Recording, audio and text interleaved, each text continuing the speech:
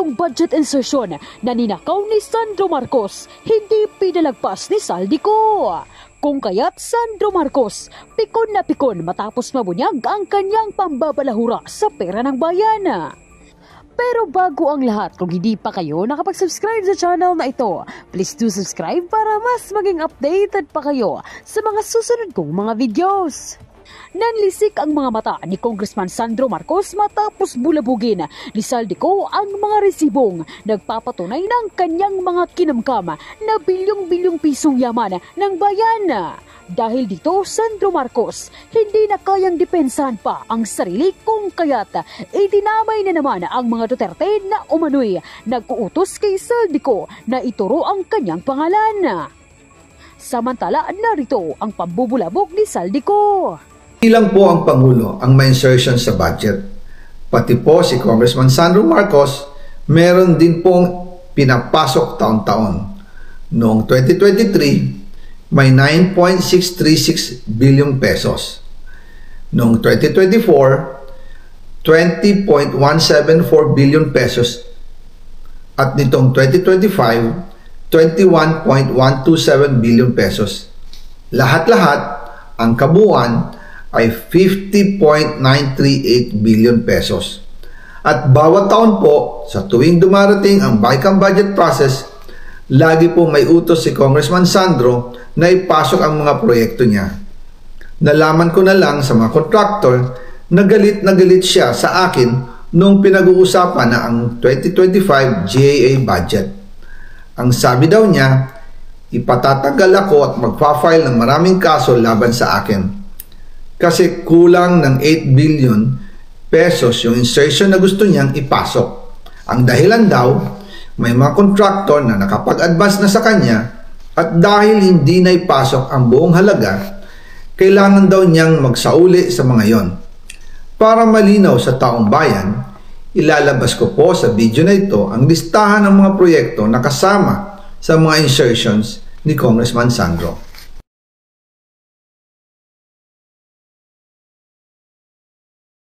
Huwag mo akong pigilan sa mga insertions ko. Huwag ka nang makialam sa budget. Na ginagawa ko lang ang mga utos niya tungkol sa mga insertions na sinasabi niyang hindi na raw niya makilala. Nagsabi na ipinapa-insert ng mga projects ang Pangulo na worth 50 billion pesos. Naging malinaw sa akin na siya mismo ang nag-utos kila Secretary Mina Pangandaman at Yusek Adrian Bersamin ang gusto niya ng 50 billion pesos na insertion. Ngunit ang sagot ng Pangulo, humingi ka ng bago or dagdag na insertions. Bakit hindi niya agad tinanggal noon pa? Kasi mismo siya ang nagbibigay ng utos. Ako mismo ang nakasaksi at nakausap ng mga taong direktang sangkot. Hindi lang po ang Pangulo ang may insertion sa budget. Pati po si Congressman Sandro Marcos,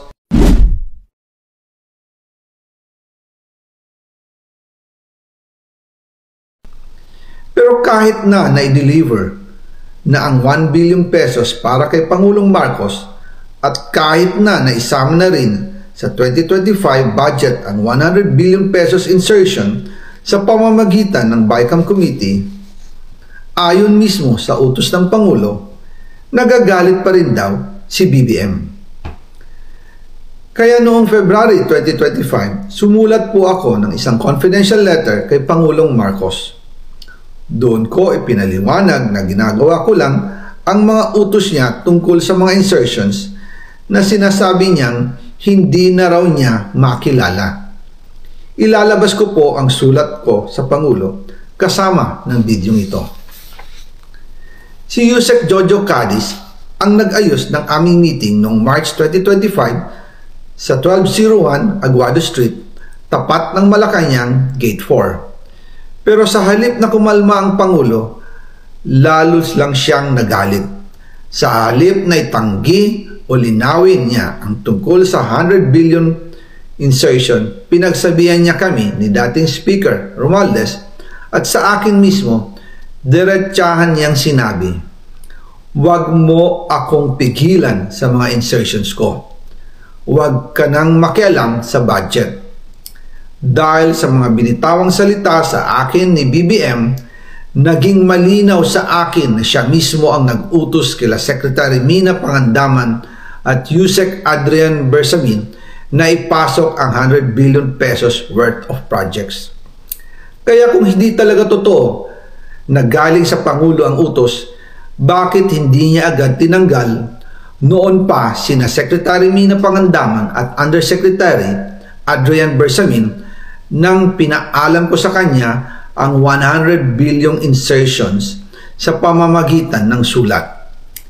Bakit ngayon lang nila pinag-resign kung kailan nalaman ng publiko ang tungkol dito? And also kinausap ako ni Yusek Jojo Cadiz at nagsabi na ipinapa-insert ng mga projects ang Pangulo na worth 50 billion pesos. And sinabi ko kay Yusek Jojo na meron ng instruction kay Secretary Mina Pangandaman at Yusek Adrian Bersamin about the 100 billion pesos insertion. And sabi niya, kakausapin niya ang Pangulo na kung pwede, doon na lang i-charge ang gusto niya ng 50 billion pesos na insertion.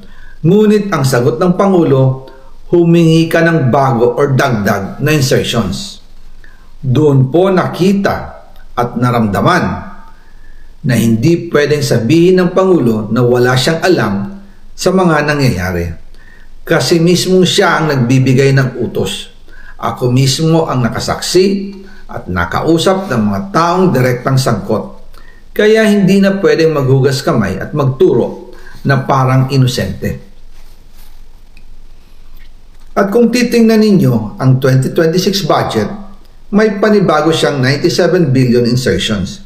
Pero ngayon, ipinasok na mismo sa President's Budget or NEP 2026. Yan po ang kinumpirma ni Secretary Manny Bunoan na may instructions ang Pangulo na magpasok ng 100 billion ulit sa President's Budget. Kaya wala na siyang pwedeng ipamigay.